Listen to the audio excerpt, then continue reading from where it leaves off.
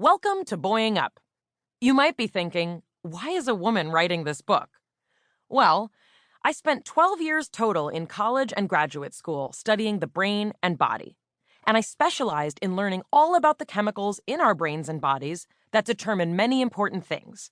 Everything from if you develop a penis or not, to what hormones make you grow hair on your body, to more complicated things like what kind of emotional reactions you have and what you like to do or to wear or to watch on TV.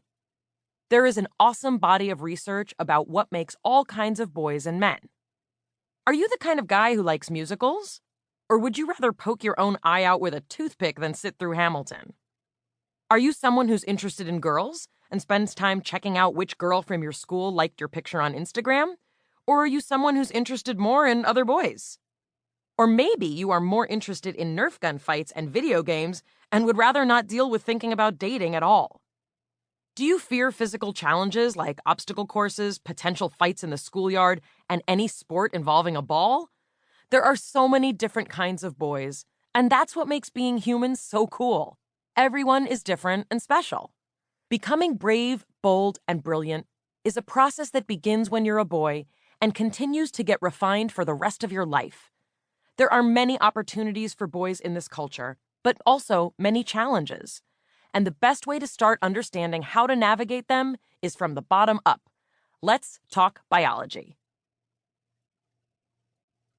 From boy to boying up.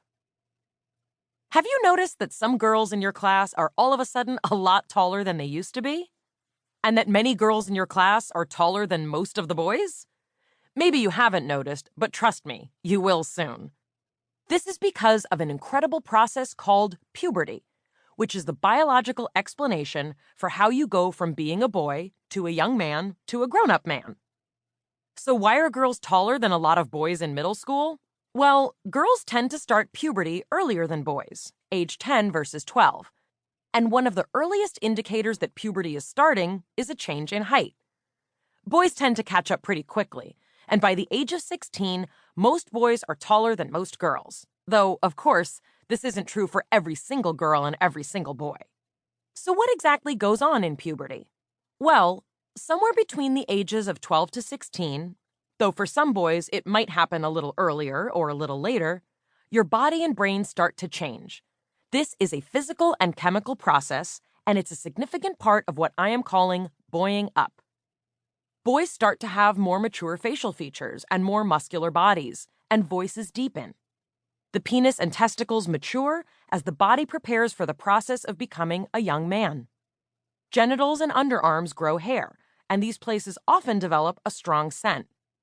You will start to sprout fine hair above your upper lip, and eventually it will become thicker and it will need to be shaved unless you want a mustache. Acne or pimples may start to show up as part of puberty, and emotions may start to feel a lot bigger than they ever did before.